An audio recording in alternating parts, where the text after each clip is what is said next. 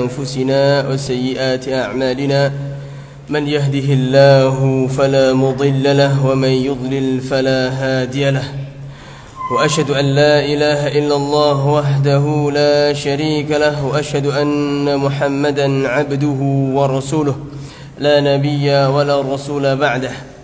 معاشر المسلمين rahimani wa rahimakumullah. Alhamdulillah, Allah Subhanahu wa taala berikan kita kenikmatan, yaitu kenikmatan sehat dan hidayahnya, sehingga kita dapat melakukan atau melaksanakan kewajiban kita sebagai seorang muslim, yaitu solat maghrib berjamaah, kemudian dilanjutkan dengan menuntut ilmu syar'i. Ma'asyiral muslimin rahimani wa rahimakumullah. Alhamdulillah, pembahasan kita hari ini telah sampai pada babul qihati. Bab al-qihah. Ya. Al-qihatu huna ta'ni qillatul haya. Qihah artinya sedikitnya rasa malu. Al-qihah artinya sedikitnya rasa malu. Kalau diterjemahkan pada bahasa Indonesia kita adalah tidak punya rasa malu atau tidak tahu malu. Jadi ada kalanya seseorang itu tidak tahu malu, itu teranggap sebagai dosa besar. Ya, sebagaimana kita pada pembahasan yang lalu kita sampai pada bab jahalah. Itu bab suatu kebodohan. Ada kalanya suatu kebodohan dianggap sebagai dosa besar, dan ada kalanya suatu kebodohan dianggap sebagai sesuatu yang dimaafkan. Saat ini kita akan membahas tentang bab qihah. Apa itu qihah? Yaitu qillatul haya, sedikitnya rasa malu atau tidak tahu malu. Ai qalla haya'uhu wajtara ala iqtirafil qaba'ihi wa lam ya'ba biha. Yang dimaksud tidak tahu malu di sini adalah yaitu sedikit malunya dan berani melakukan dosa-dosa atau perbuatan-perbuatan buruk yang lainnya. Walam ya'ba biha, dan ia tidak la yubali biha, dia tidak intinya tidak mengabaikan hal tersebut.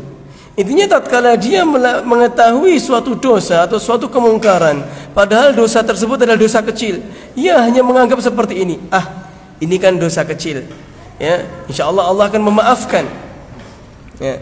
Atau dia tatkala berbuat suatu dosa, ya, tatkala di hadapan manusia ia seperti orang yang sangat taat kepada Allah Subhanahu wa taala, tapi di tatkala sendirian ia tidak ingat, atau justru ia berani bahwasanya menganggap Allah Subhanahu wa taala tidak mengetahuinya. Ini, ya, sebagaimana orang-orang munafik boleh membawakan dalil wa qaulullahi ta'ala yastakhfuna minan nasi wa la yastakhfuna minallah. Mereka dapat bersembunyi dari manusia, tetapi mereka tidak dapat bersembunyi dari Allah. Wa huwa ma'ahum, sedangkan Allah bersama mereka. Ma'asyiral muslimin rahimani wa rahimakumullah.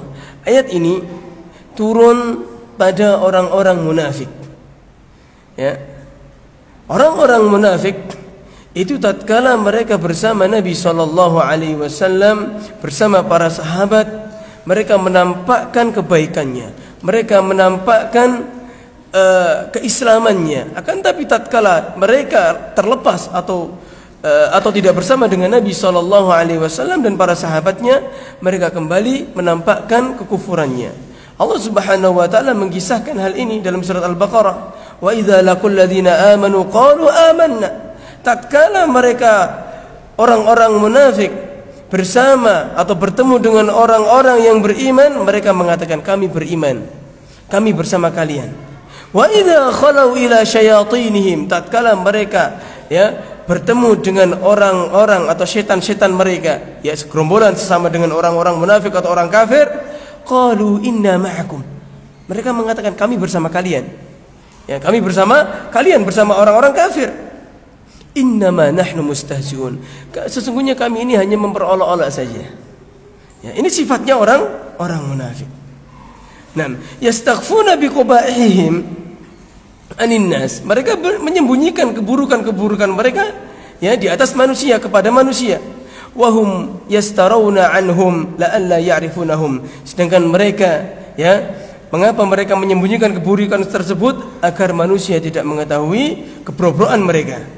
Wa idza jannabuhum min babil khada'. Mereka sengaja ya menyembunyikan hal tersebut sebagai tipuan, yang menipu agar orang tersebut dianggap, oh masya Allah orang ini kalau di hadapan manusia, di hadapan sesama orang yang bermanhaj, misal sesama orang yang berada di masjid, ya seperti orang yang bertakwa. Akan tetapi tatkala ia bersama dengan orang-orang, ya mungkin orang-orang teman-temannya di rumah, teman-temannya minum, dia ikut minum. Teman-temannya berjudi, ia ikut berjudi. Ya, teman-temannya menghibah, dia ikut menghibah dan sejenisnya. Ya, mereka enggak tahu kalau bahwasanya Allah Subhanahu wa taala membersamai mereka, mengetahui gerak-gerik mereka. Ya, wa fil muqabilihum la yastakhfuna min Allah. Lawan dari itu mereka tidak bisa bersembunyi dari Allah. Wa innama yubadirunahu bil ma'asi. Walaupun mereka itu bermaksiat kepada Allah Subhanahu wa ta'ala. Wa idza kanu ma'an nas azharu lahumul khair wal ibadah wa tamassuk bid-din. Tatkala mereka bersama manusia, mereka menampakkan kebaikan, menampakkan ibadah, menampakkan tamassuknya dengan agama, menampakkan tamassuknya dengan agama. Wa idza khalau istahlal hurumat wartakabul atham. Tatkala mereka terlepas dari manusia atau dari orang-orang, mereka kembali melakukan keharaman-keharaman yang diharamkan oleh Allah dan melakukan dosa-dosa besar. Li'anna alladziina yuhimmuhum amrun nas wa laysa Allah Subhanahu wa ta'ala. Karena apa? Karena yang jadi tolok ukur atau yang jadi perhatian mereka adalah ya pujian dari manusia, bukan Allah Subhanahu wa ta'ala. Ma'asyiral muslimin rahimani wa rahimakumullah. Kemudian Allah mengatakan wa huwa ma'ahum, sedangkan Allah membersamai mereka. Nah, di sini ma'iyatullah, kebersamaan Allah kebersamaan Allah dengan makhluknya itu dibagi menjadi dua. Ya. Karena mengapa ini kita bahas? Karena orang-orang berdalil bahwasanya Allah itu di mana-mana dengan dalil apa? Wa huwa ma'ahum, dia bersama mereka. Wa huwa ma'akum aina ma kuntum, dia bersama kalian dimanapun kalian berada. Ya, di sini perlu kita rinci. Ya. Kebersamaan Allah dengan hambanya atau dengan makhluknya dibagi menjadi dua. Yang pertama adalah ma'iyatul am, kebersamaan Allah secara umum. Maknanya apa? Yaitu Allah Subhanahu wa ta'ala mengetahui dan mengilmui dan meliputi semuanya. Allah mengatakan wa huwa ma'akum aina ma kuntum. Allah bersama kalian dimanapun kalian berada. Kemudian dijawab sama mereka, nah, berarti Anda juga mentakwil. Ya, berarti Anda mentakwil ayat-ayat sifat ini.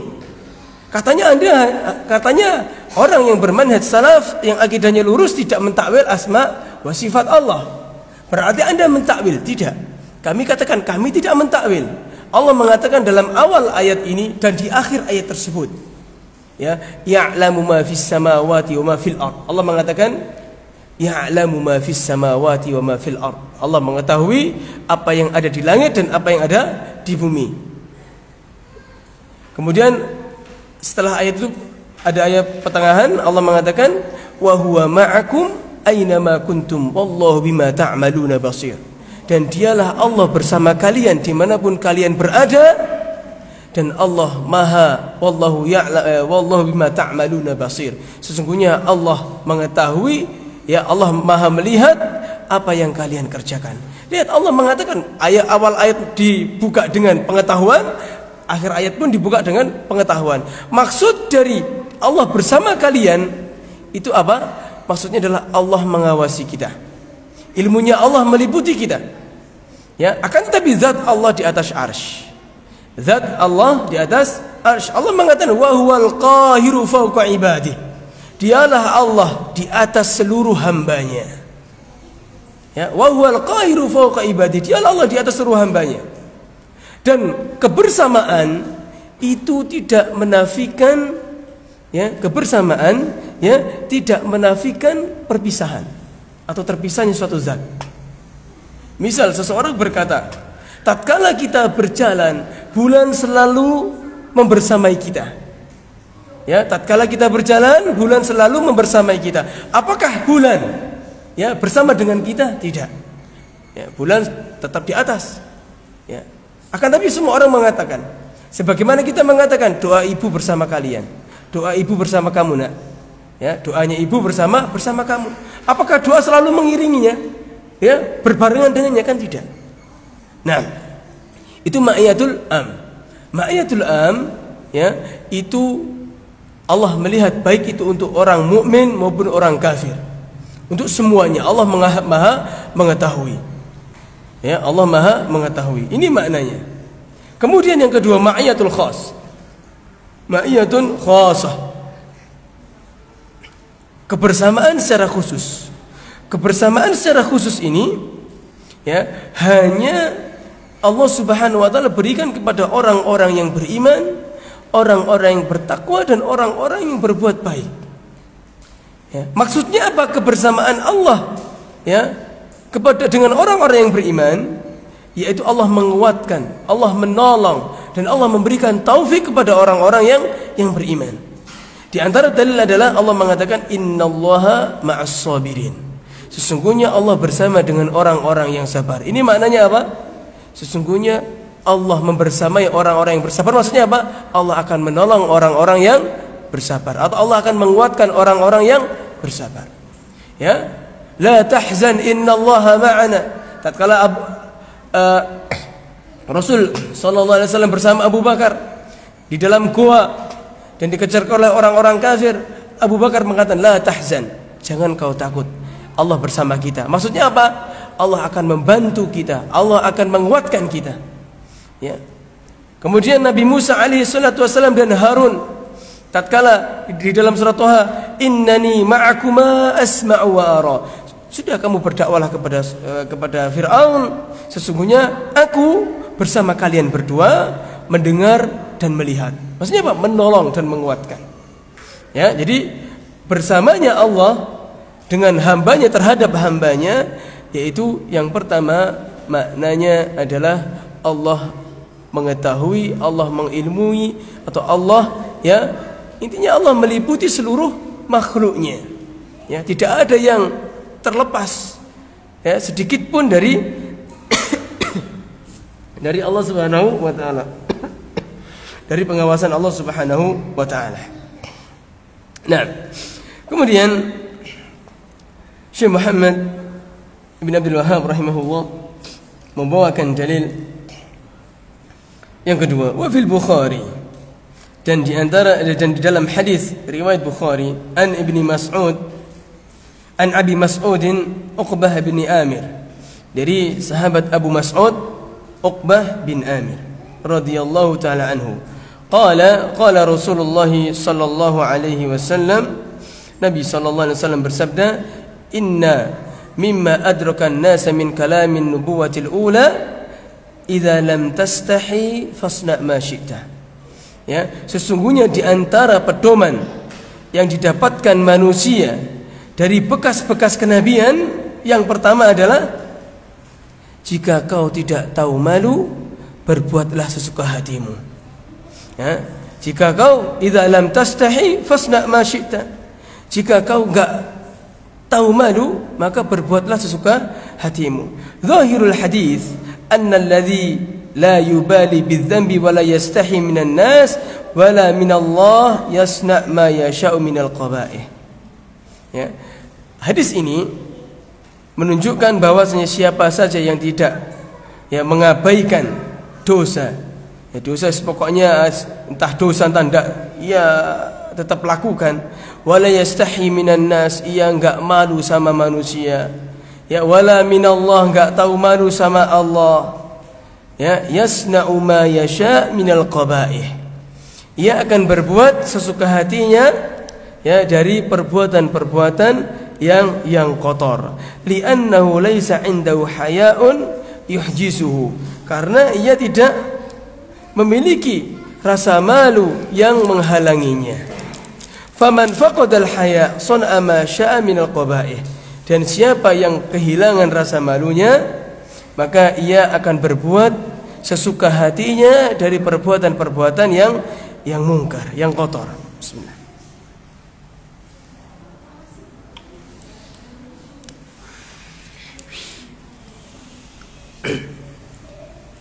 Adapun maksud fasna ma syi'ta, berbuatlah sesuka hatimu, ini bukan yang dimaksud adalah kita diperbolehkan untuk berbuat dosa, tidak.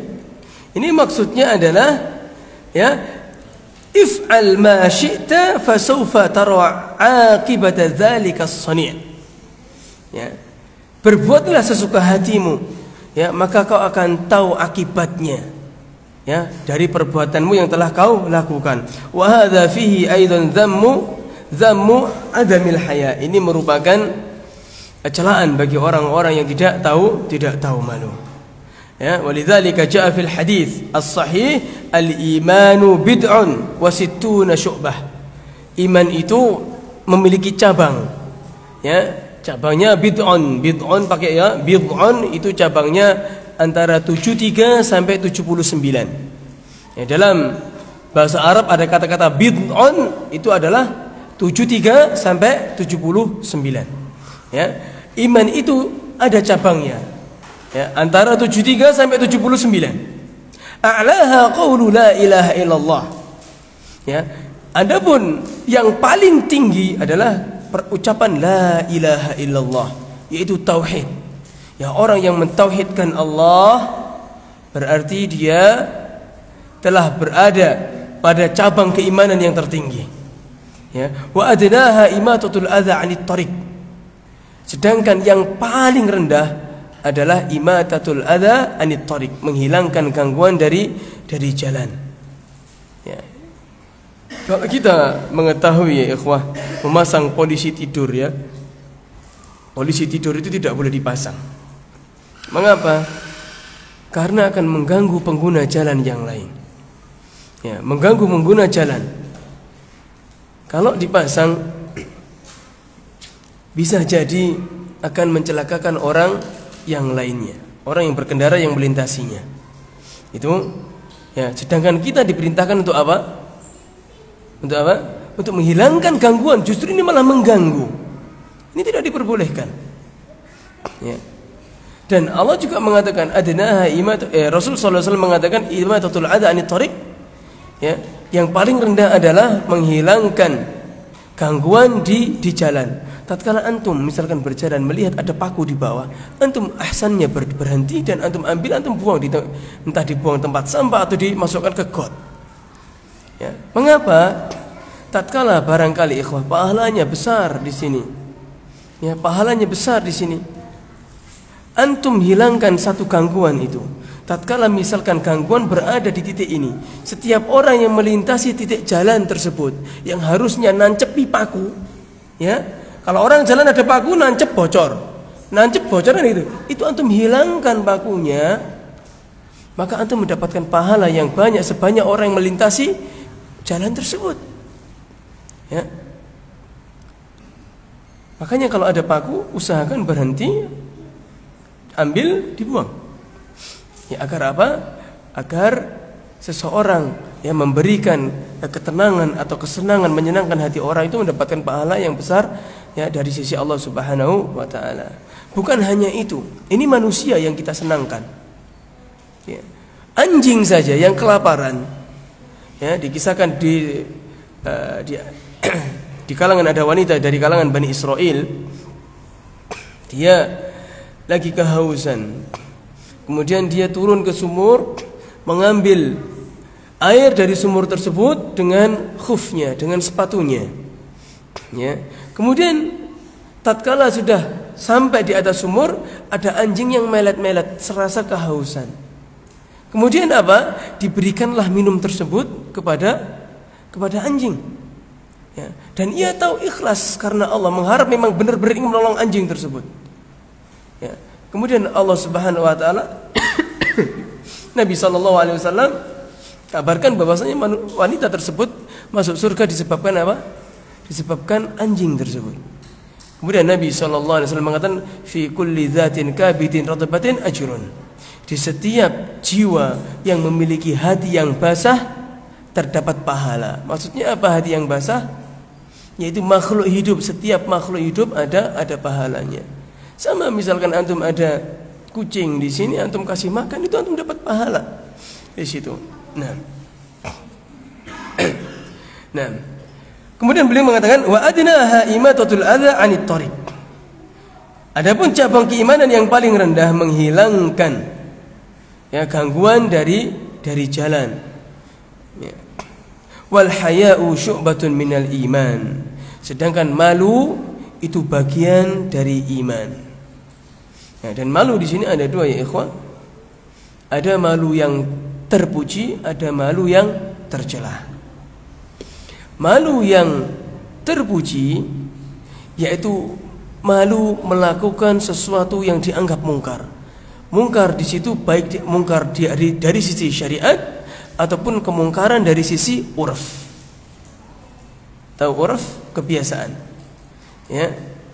Malu yang tercela yaitu malu yang apa namanya yang tercela yaitu kok malu yang tercela, malu yang terpuji, malu yang terpuji yaitu malu ya dari melakukan kemungkaran. Kemungkaran apa? Yaitu kemungkaran baik yang dinyatakan mungkar oleh syariat maupun yang dinyatakan mungkar oleh urf, ya, oleh kebiasaan masyarakat sekitar. Ya, selagi kebiasaan tersebut tidak bertentangan dengan syariat. Contoh, seorang wanita itu kalau naik motor baik metik ataupun naik motor bebek misalnya, itu biasa. Gak ada orang masyarakat menganggap biasa. Akan tapi itu kalau wanita ya naik motor misalkan Ninja, naik motor lagi yang ini itu urufnya gimana gitu? Urufnya buruk. Wong wedok kok koyo ngono, kan gitu kan? Nah, maka uruf ini dianggap uruf yang buruk oleh syariat. Ya. Yang lain. Uruf di antara kita adalah tatkala kita berjalan di hadapan orang tua, ya. Uruf di antara kita tatkala berjalan atau melewati orang tua, kita harus dan sunahnya mengucapkan salam, assalamualaikum, gitu. Ya, atau kita permisi, ini. Tapi kalau kita tidak permisi, orang pasti akan menganggap dengar be wong tua kok enggak kula nuwun, kok enggak amit, kan seperti itu. Nah, maka tatkala antum berjalan di situ, enggak permisi, enggak apa, ini merupakan uruf yang buruk. Ya, uruf yang buruk harus ditinggalkan. Ya, karena berpengaruh pada diri kita. Atau yang lain. Misalnya uruf bagi laki-laki yang sudah berjenggot, yang sudah cingkrang, ya, cekakakan di pinggir jalan. Misalkan. Itu kayak gimana kan gitu ya? Enggak benar juga. Ya guyon-guyon masalah biasa. Tapi kalau misalkan nongkrong biasa, nongkrong di pinggir jalan, ya, kemudian ya sambil cekakakan dan di situ ada musiknya, kelihatannya apa? Yang jadi sorotan siapa? Ini laki-laki kok sudah jenggotan, sudah kok masih nongkrong di tempat-tempat yang seperti itu. Ya. Nah, jadi uruf yang tercela, yang apa tadi yang terpuji yaitu bukan urus yang terpuji, malu yang terpuji adalah meninggalkan ya kemungkaran, baik kemungkaran yang ditetapkan oleh syariat atau kemungkaran yang ditetapkan oleh urf. Adapun malu yang tercela, malu dari perbuatan kebaikan. Misal malu untuk menuntut ilmu, ini tercela. Ya, malu untuk belajar, tercela. Misal,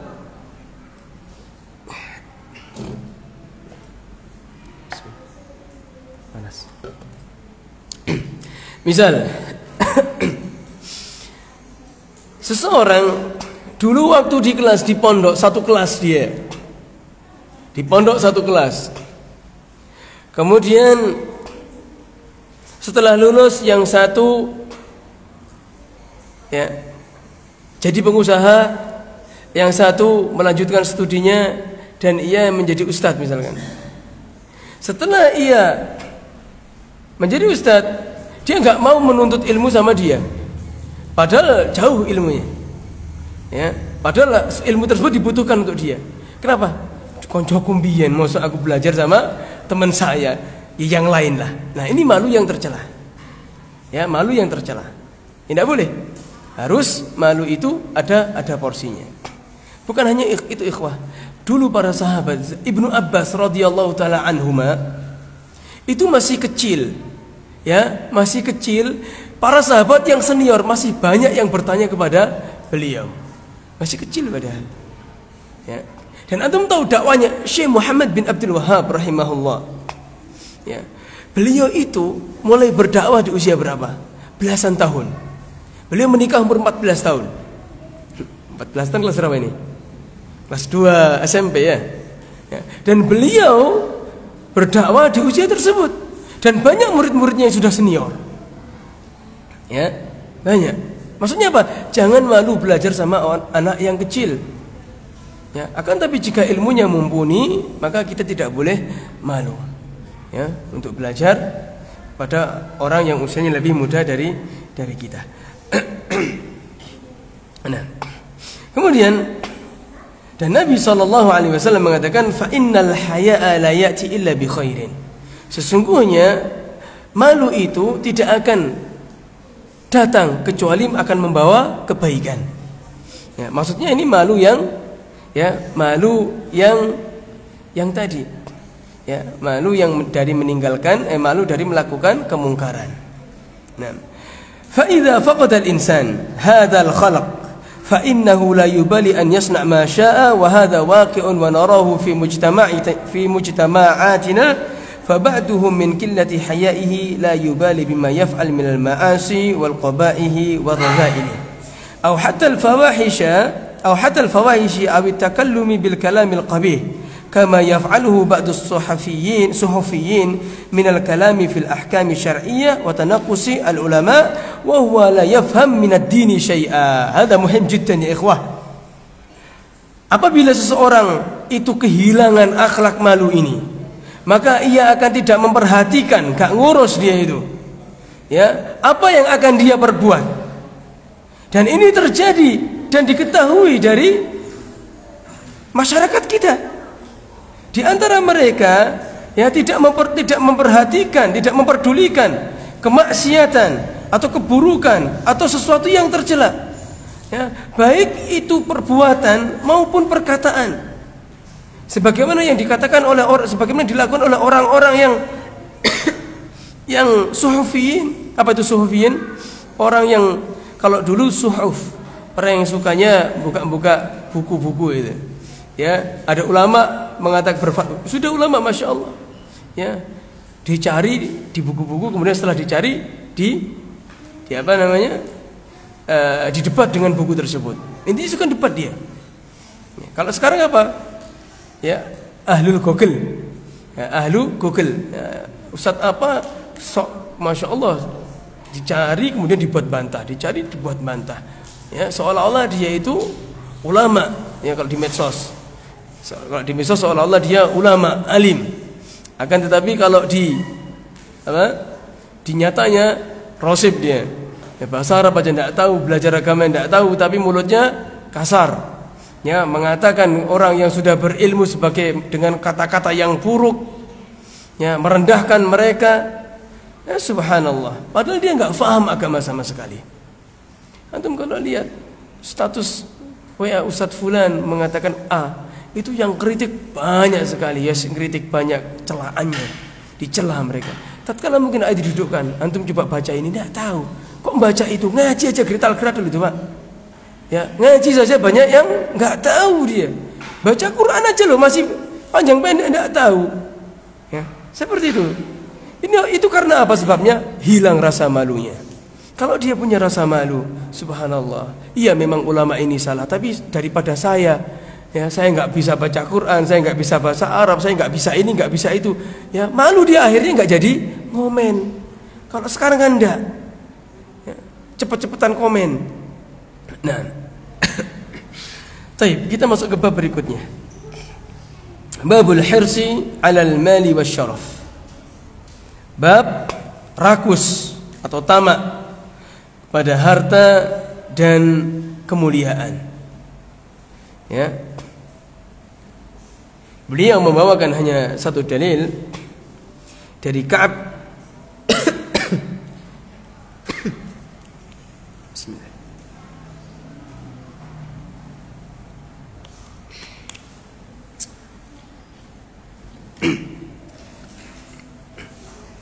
Dari sahabat Ka'ab radhiyallahu taala anhu marfu'an, secara marfu'. Secara marfu' berarti sabda Nabi sallallahu alaihi wasallam. Ma zibani ja'i'ani ursila fi zaribati qanamin bi afsada laha min hirsil mar'i 'ala al-mali wasyarafi li dinihi. Ya, dua serigala yang lapar yang dilepaskan di dalam kawanan kambing, ya, tidak lebih menghancurkan daripada ketamakan seseorang terhadap harta dan kemuliaan. Ya, maksudnya di sini tidak lebih menghancurkan agamanya daripada ketamakan seseorang terhadap harta dan kemuliaannya. Terkadang seseorang,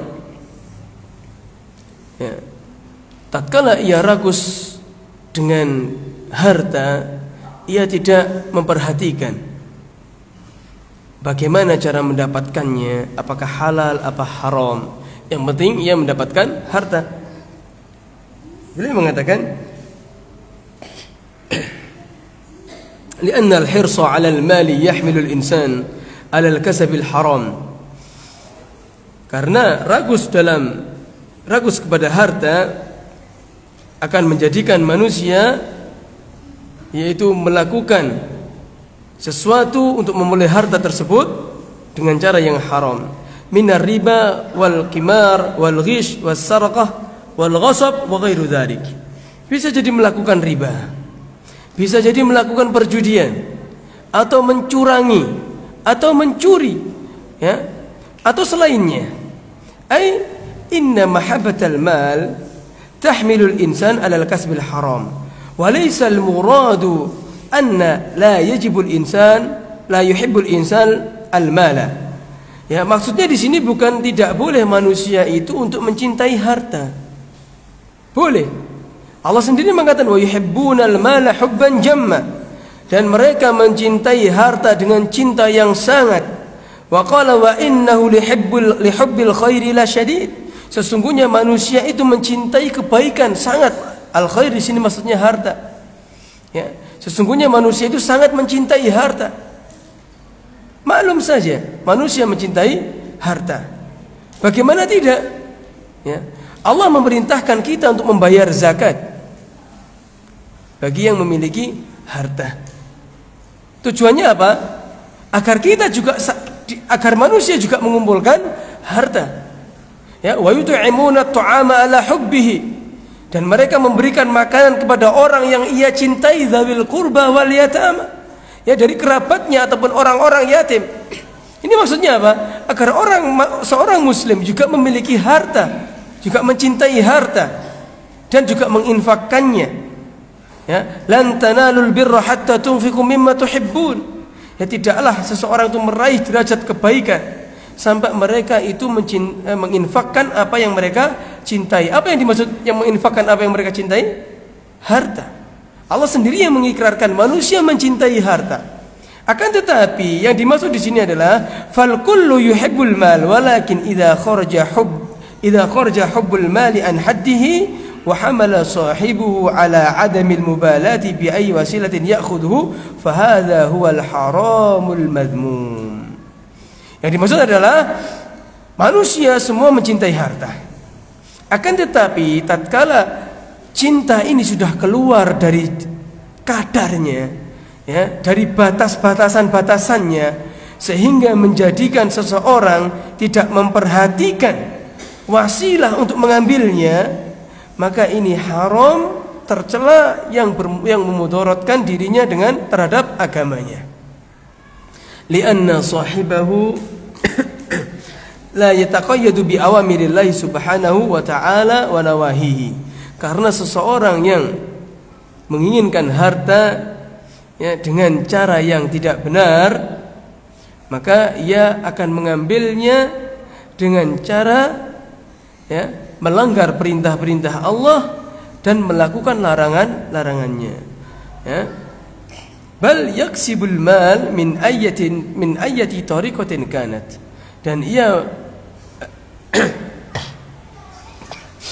ia mengambil harta atau mencari harta dari jalan yang ia kehendaki saja, entah caranya sahih atau tidak, ya, ini justru akan membinasakan seseorang. Dan jangan difahami saja, ya ikhwah, bahwasanya perkara dalam agama ini hanya perkara akidah dan manhaj saja. Sebenarnya manhaj, iya, manhaj saja. Manhaj itu syariat itu, ya, bukan hanya akidah saja.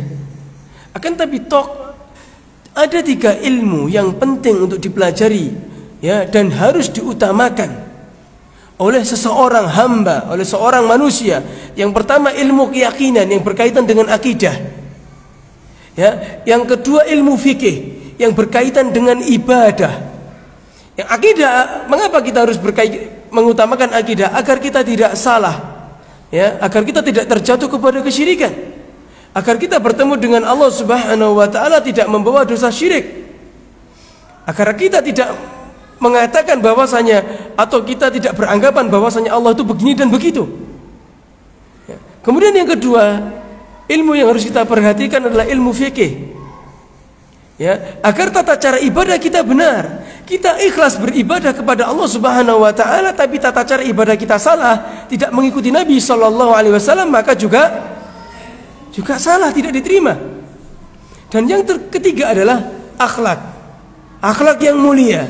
Ini 3 ilmu, ya. Bahkan Nabi SAW pernah mengatakan, innama bu'itsu liutammima makarimal akhlak.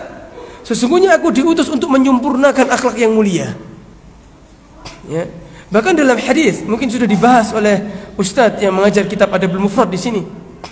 Hadis awal-awal, ya, hadis tentang Aisyah radhiyallahu taala anha mengisahkan seseorang wanita mengatakan, ya Rasulullah, inni jariyatun taqumul lail wa tasumun nahar wa tatasaddaq tu'dhi jiraniha bilisaniha. Wahai Rasulullah, aku memiliki tetangga wanita, dia sholat malam. Yang namanya sholat malam itu pasti sholat wajibnya dilakukan. Gak mungkin orang sholat malam, sholat 5 waktu gak dilakukan, ya percuma kan. Wa tasumun nahar, dia puasa di siang hari, maksudnya gemar puasa sunnah. Kalau orang wanita gemar puasa sunnah, puasa wajibnya lebih malah, ya. Wa tatasaddaq, dia juga gemar bersedekah. Tapi dia ini suka menyakiti tetangganya dengan lisannya. Apa kata Nabi SAW? Hiya finnar, wanita tersebut masuk neraka, penghuni neraka. Kemudian ya Rasulullah, wa inni jariyatun, wahai Rasulullah, aku juga memiliki tetangga perempuan, tusallil maktubah, dia hanya sholat 5 waktu saja. Bismillah.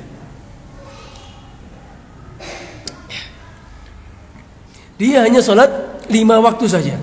Wa tasumun nahar, dan hanya puasa 1 bulan. Puasa apa ini? Puasa Ramadan, enggak sholat, enggak puasa sunnah. Wa tatasaddaq bi aswarin, dan dia bersedekah kalau ada. Kalau enggak ada, ya enggak sedekah.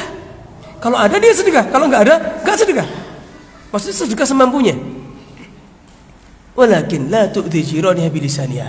Akan tetapi dia tidak menyakiti tetangganya dengan lisannya. Apa kata Nabi SAW? Hiya fil jannah, wanita tersebut penghuni surga. Makanya jangan disalahgunakan masalah akhlak ini, jangan disepelekan masalah akhlak ini.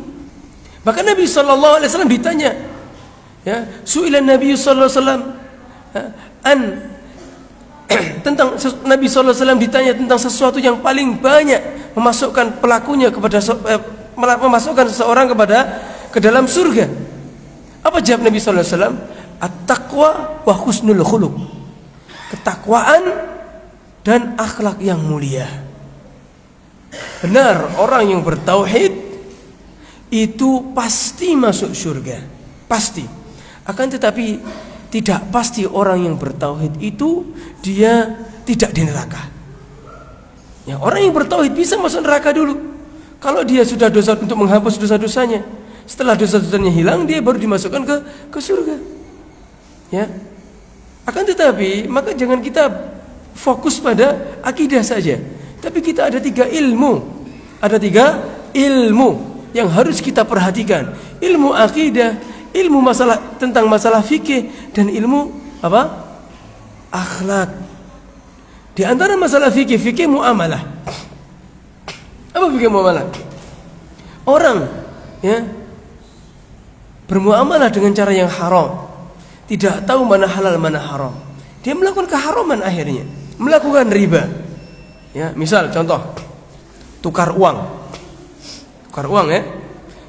Misal contohnya saya punya uang 100.000, kemudian saya mau beli pentol cuma 5.000.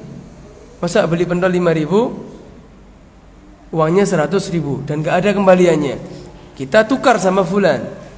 Ana tukar uang ke antum, bisa ndak? Ada nggak puluhan? 100.000. Kayaknya ada. Dilihat, loh ternyata ada, tapi ini cuma 90.000. Sudah ndak apa-apa, yang 10.000 nanti besok aja. Tapi muamalah seperti ini boleh atau tidak? Ndak boleh. Ini riba. Riba apa? Riba nasiah. Ya, kalau tukar uang, kata Nabi sallallahu alaihi wasallam, jika tukar uang, ya, maka syaratnya ada 2. Sawaan bisawain, yadan biyadin. Sama kadarnya dan harus cash di majelis akad. Ya, jadi nggak boleh. Lebih baik bagaimana? Antum pinjam, kalau gitu anak pinjam aja. Nah, terus si dia, anak ini juga 90.000 mau tak buat beli ini ya. Harganya 90.000. Ya sudah, mau gimana lagi? Antum mau ndak mau harus, ya. Intinya jangan sampai meminjam. Jangan sampai bertukar antara 100 dengan 90.000 tersebut. Nggak boleh.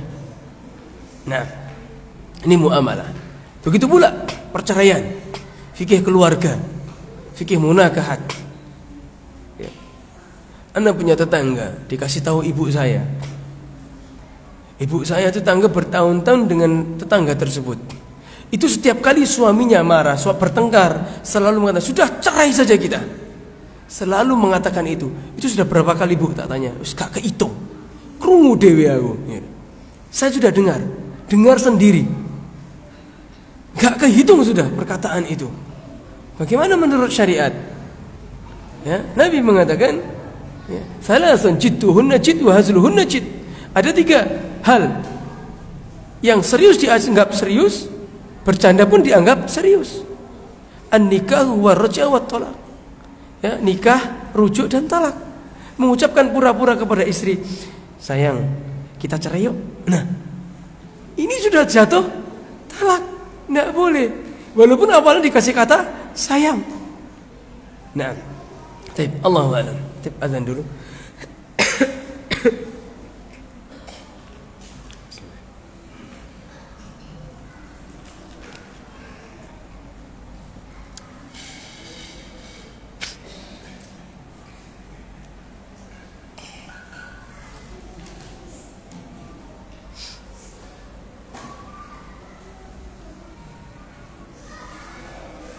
Allah. 啊。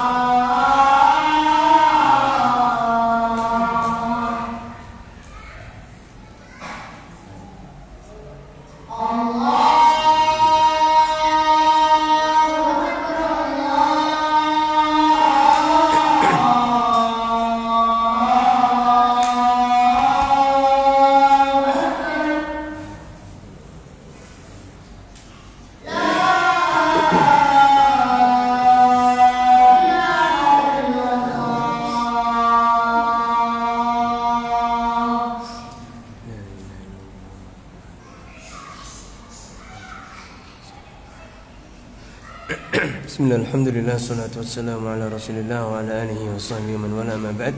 Kita lanjutkan. Ya, kata Nabi sallallahu alaihi wasallam, "Ma dhibani ja'iani ursila fi zaribati ghanamin bi afsada laha min hirsil mar'i 'ala al-mali wasyarfi li dinihi." Dua serigala yang lapar dilepaskan di dalam kawanan kambing, ya, tidak lebih menghancurkan agama seseorang daripada ketamakan seseorang terhadap harta dan kemuliaan. Ya, terkadang orang hanya yang pertama menginginkan harta. Yang kedua, seseorang itu ya menginginkan kedudukan. Ya. Kalau harta, kata Nabi sallallahu alaihi wasallam, "Inna likulli ummatin fitnah wa fitnatu ummati al-mal." Sesungguhnya tiap umat itu memiliki ujian, memiliki fitnah, dan fitnah terbesar di umatku adalah pada hartanya. Kalau fitnahnya Bani Israel pada wanita, kalau fitnahnya umat Islam ada pada hartanya, ya. Dan tidak dipungkiri pula wanita juga menjadi sumber fitnah bagi laki-laki. Bahkan Allah Subhanahu wa taala mengatakan, menggandengkan antara wanita dengan setan. Nabi sallallahu alaihi wasallam mengatakan, "Ya idza kharajatil mar'ah istashrafaha syaitan." Apabila wanita keluar rumah, itu setan itu memperindahnya. Makanya wanita itu disuruh untuk menutup auratnya. Kenapa? Karena tatkala ia keluar rumah, walaupun sudah tertutup auratnya, itu sudah menggoda laki-laki. Ya, wanita walaupun sudah bercadar, ya, sudah berpakaian syar'i, ia juga masih menggoda laki-laki dalam pandangannya. Makanya kalau jenengan bagi ibu-ibu atau akhwat sekalian, tatkala pakai jilbab, pakai pakaian jangan yang aneh-aneh, ya, jangan yang yang modis-modis gitu loh. Itu kasihan bapak-bapak itu. Betul itu, kasihan laki-laki. Ya. Apalagi nuwun sewu, ini bukan saya mengharamkan warna yang cerah, tidak. Akan tetapi wanita setua apapun wanita, tatkala pakai warna yang itu bukan pink pastel, warna pastel, yang warna-warna yang lembut. Jadi pink yang agak lembut, hijau yang hijaunya agak lembut. Ya, itu kelihatan lebih muda, gitu loh. Kelihatan lebih muda. Ya. Walaupun kalau dibuka ternyata giginya sudah enggak ada. Tapi sudah menusuk pandangan laki-laki, menggoda wanita itu. Kenapa? Karena Nabi mengatakan, tatkala wanita keluar rumahnya dihiasi oleh syaitan. Dan yang jadi masalah, Allah mengatakan, ini bukan masalah maksudnya, Allah mengatakan, ya, inna kaida syaitan kana dha'ifa. Sesungguhnya tipu daya syaitan itu lemah. Akan tetapi Allah mengatakan tipu daya wanita itu azim. Dikisahkan Nabi Yusuf alaihi salatu wassalam, ya inna kaidakunna azim. Sesungguhnya tipu daya wanita itu azim. Apa azim? Besar, dahsyat. Ya. Lebih-lebih ipar. Ya, ipar itu subhanallah. Nabi mengatakan alhamul maut. Ipar itu adalah kebinasaan, kematian. Mengapa? Berapa banyak di antara kita, orang tua kita saja, bahkan mungkin kita, tatkala ada ipar, ya, itu menganggap seperti saudara biasa. Sudah, tidak apa-apa ipar, gak mungkin kita melakukan apa-apa. Justru ipar itu malah yang membinasakan, saking dekatnya, saking kita merasa dekat padahal itu jauh. Adapun kemuliaan yang membinasakan seseorang, kata Nabi, kemuliaan, kata Syekh Shalih Fauzan, wal kullu yuhibbus syaraf wa rif'ah. Semua orang itu mencintai kemuliaan dan derajat yang tinggi. Siapa di antara kita yang tidak cinta dengan kemuliaan? Siapa di antara kita yang tidak suka dengan dihormati oleh orang? Semuanya suka. Ya kan? Semuanya suka. Di antara bentuk penghormatan kita kepada orang lain itu dengan kita mengucapkan salam, dengan kita senyum. Kalau kita senyum, assalamualaikum, itu kan seolah-olah kita senang. Mengapa? Kita merasa dihormati. Ya. Atau sebaliknya, tatkala kita bertemu dengan teman, dia merengut aja, modelnya kayak gitu, merengutan, kita gak senang kan gitu. Kenapa? Merasa kita direndahkan. Nah, walakin idza kharaja an haddi fabalagha hubbu syarafi bil insani an yata'adda ala ghairi wa yatakabbar. Adapun tatkala kemuliaan tersebut, cinta dengan kemuliaan tersebut itu sudah keluar dari batasnya, maka manusia akan berbuat zalim kepada yang lainnya atau dia menjadi sombong. Ini yang tidak boleh. Wa yadhlimu ghairahu min ajli al-husuli ala hadha syaraf. Menzalimi orang lain untuk mendapatkan kemuliaan yang diinginkan. Faqatala wa ta'adda ala ghairihi, bisa sampai membunuh, sampai menganiaya. Fahadha madmumun yadurru bid-din, fa kullu syai'in lahu hudud yajibu an la yata'addaha. Kata Syekh Shalih Fauzan, semua kata yang demikian yang merupakan perbuatan yang tercela dan menjadikan mudarat bagi agamanya, dan semua itu segala sesuatu itu memiliki batasan-batasan yang kita itu tidak diperbolehkan untuk melebihi dari batasan tersebut. Allah Ta'ala a'lam. Barangkali ada pertanyaannya ikhwah. Di sini ada pertanyaan.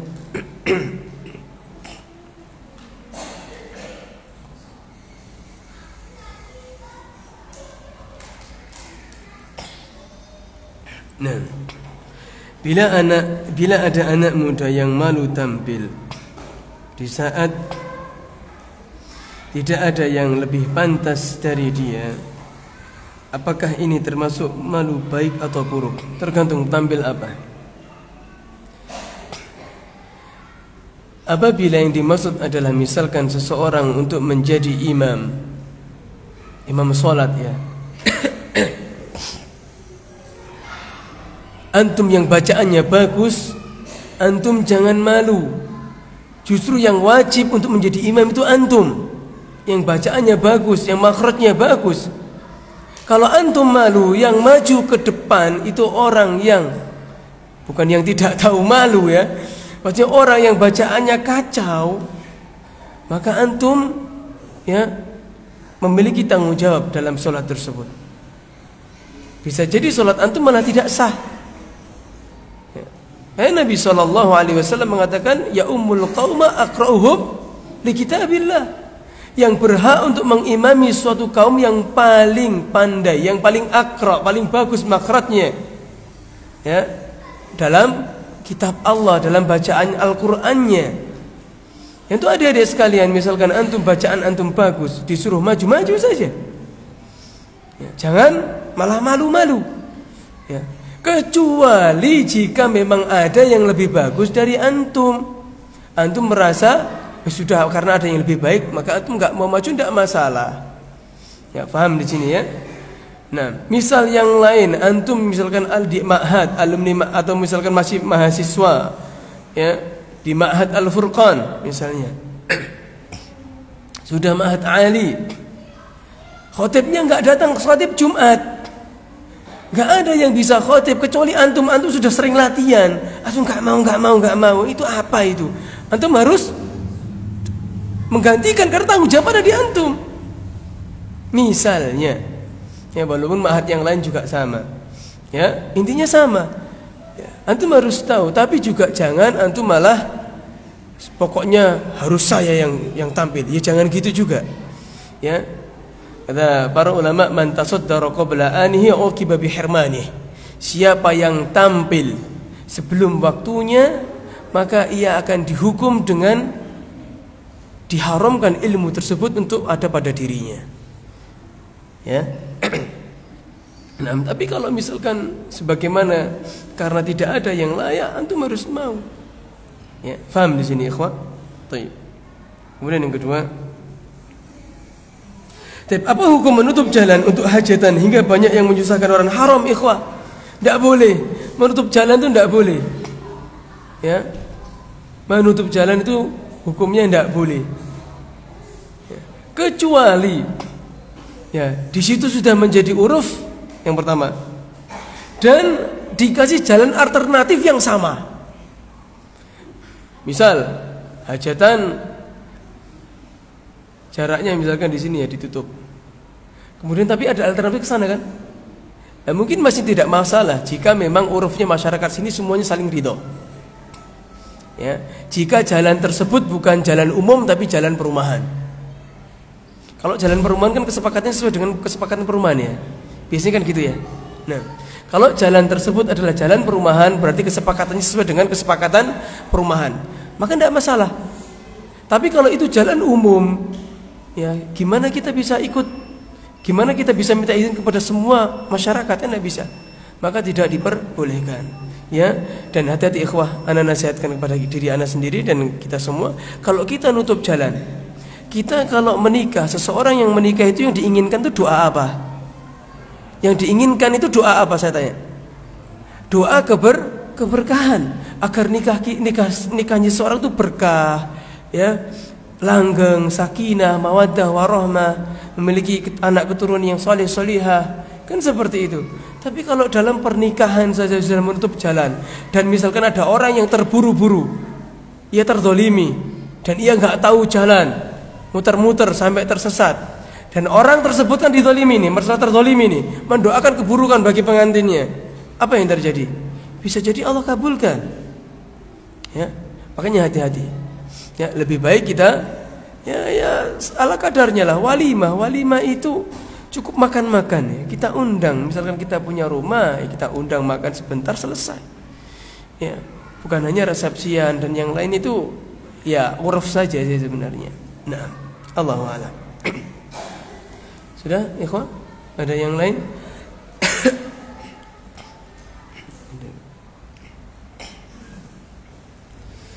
Nah, kita akhirin kafaratul majlis. Subhanakallahumma wa bihamdika asyhadu an la ilaha illa anta astaghfiruka wa atubu ilaik. Assalamualaikum warahmatullahi wabarakatuh.